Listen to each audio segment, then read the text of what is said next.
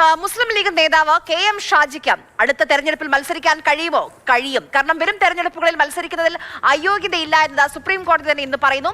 2016 അഴീക്കോട് നിയമസഭാ തെരഞ്ഞെടുപ്പ് കേസിൽ ഷാജിക്ക് ഹൈക്കോടതി വിധിച്ച അയോഗ്യത അധികാര പരിധി മറികടന്നുകൊണ്ടുള്ള ഉത്തരവാണെന്ന് സുപ്രീം കോടതി ചൂണ്ടിക്കാട്ടുന്നു.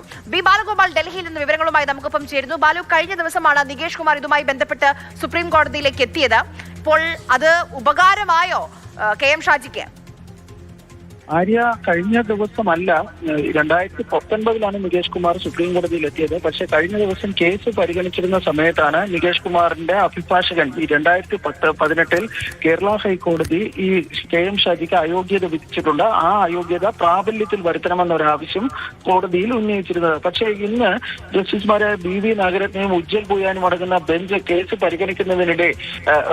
പരിഗണിച്ചപ്പോൾ അവർ ചൂണ്ടിക്കാണിച്ചത് ജനപ്രാതിനിധ്യ നിയമത്തിലെ 8A വകുപ്പ് പ്രകാരം അയോഗ്യത സംബന്ധിച്ച് തീരുമാനമെടുക്കേണ്ടത് രാഷ്ട്രപതിയാണ്. പക്ഷേ ഇവിടെ അധികാര പരിധി മറികടന്നുകൊണ്ട് കേരള ഹൈക്കോടതി അയോഗ്യത സംബന്ധിച്ചുള്ള തീരുമാനം എടുത്തു എന്നാണ് സുപ്രീം കോടതി ചൂണ്ടിക്കാണിച്ചത്. അതുകൊണ്ടാണ് ഈ അയോഗ്യത സംബന്ധിച്ച ഹൈക്കോടതിയുടെ ഉത്തരവ് റദ്ദാക്കിയത്. പക്ഷേ എന്നിരുന്നാൽ കൂടിയും ഈ KM ഷാജി തെരഞ്ഞെടുപ്പ് ക്രമക്കേട് നടത്തി, അതായത് മതസ്പർദ്ധ വളർത്തുന്ന ലഘുലേഖകളും മറ്റും വിതരണം ചെയ്തു എന്നതിനെ സംബന്ധിച്ചുള്ള വിഷയത്തിൽ വിശദമായ വാദം കേൾക്കാൻ കോടതി തയ്യാറായില്ല. കോടതി പറഞ്ഞത് 2016 തെരഞ്ഞെടുപ്പായിരുന്നു, 2021 ആ നിയമസഭയുടെ കാലാവധി കഴിഞ്ഞു. അതുകൊണ്ട് ആ വിഷയത്തിന്റെ മെറിറ്റിലേക്ക് ഇനി കേൾക്കുന്നത് അതിൽ കാര്യമായ പ്രസക്തി ഇല്ല എന്ന് കോടതി ചൂണ്ടിക്കാണിക്കുകയാണ് ഉണ്ടായിരിക്കുന്നത്.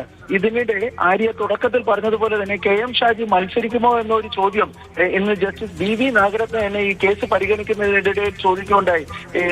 ഷാജിക്ക് വേണ്ടി ഹാജരായ അഭിഭാഷകനും മുസ്ലിം ലീഗ് നേതാവും അതുപോലെ തന്നെ രാജ്യസഭാ അംഗവുമായ ഹാരിസ് ബീരാനോടായിരുന്നു ഈ ചോദ്യം ചോദിച്ചിരുന്നത്. ഹാരിസ് ബീരാൻ എന്നാൽ അതിന് നേരിട്ടൊരു മറുപടി പറഞ്ഞില്ല. അദ്ദേഹം പറഞ്ഞത് തെരഞ്ഞെടുപ്പ് ഇതുവരെയും പ്രഖ്യാപിച്ചിട്ടില്ല എന്നൊരു മറുപടിയായിരുന്നു അദ്ദേഹം കോടതിയിൽ നൽകിയത്.